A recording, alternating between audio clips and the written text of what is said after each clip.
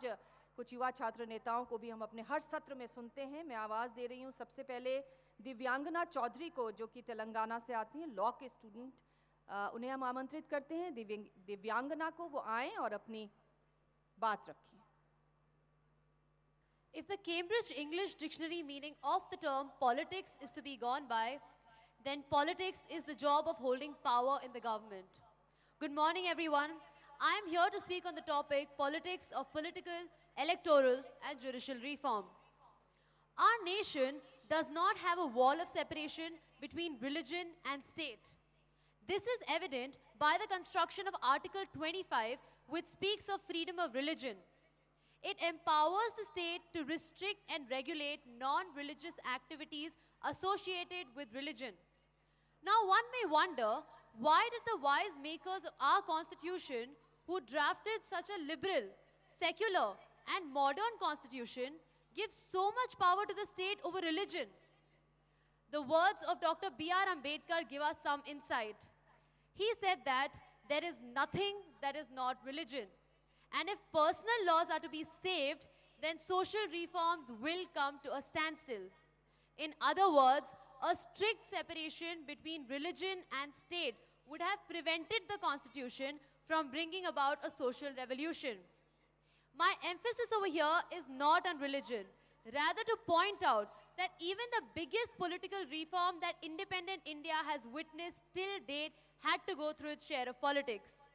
From Buddha to Kabir, from Guru Nanak to Narayana Guru, India has seen social reformers emerge as a result of orthodoxity and rigidity.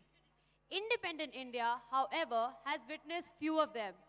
This is probably because the state has arrogated that responsibility to itself. Now, speaking of politics and judicial reform, one of the most recent and evident examples of that would be when the Lok Sabha passed the National Judicial Appointments Commission Bill and the Constitutional Amendment Bill. The NJAC was set up to appoint judges to the higher judiciary. It would include representatives of the executive along with others. Now, both the houses of parliament passed this bill unanimously, ignoring all amendments that were proposed in the parliament. A vigilant citizen had been deprived of his legitimate right to be enlightened with the pros and cons on the subject. Speaking of politics and electoral reform, in 2002, the Supreme Court held that the right to information is a fundamental right. And for a voter to make an informed decision, every candidate has to be submitting an affidavit declaring his family assets, educational background, and most importantly, his criminal background. Ingenious politicians found a way around this by leaving those columns blank. The notion that politics is a dirty game is an unfortunate one. Politics may be a difficult game fraught with dangers, but it doesn't have to be dirty. What makes politics dirty is big interests or lobbies bent on hijacking influence and putting their interests before that of the nation. So let's not be part of the ignorant generation which says that India ka kuch bhi nahi ho sakta. Instead, let's be an active participant in making the change that we want to see. Thank you. बहुत बहुत धन्यवाद।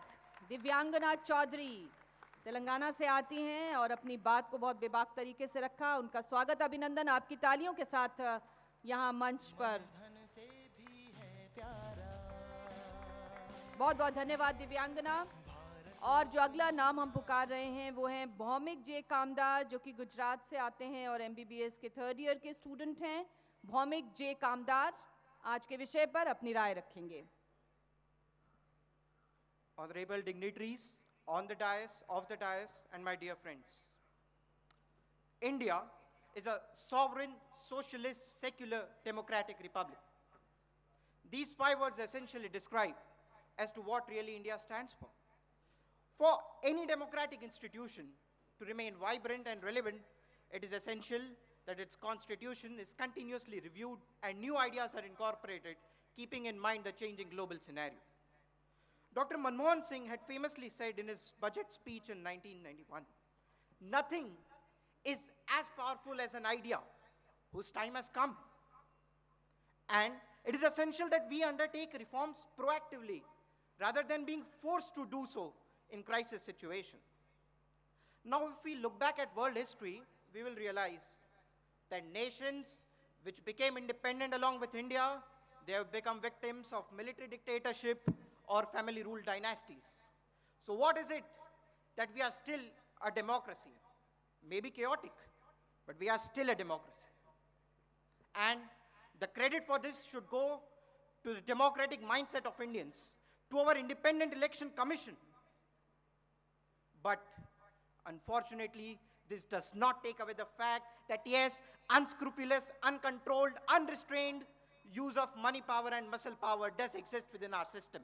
Can we deny that?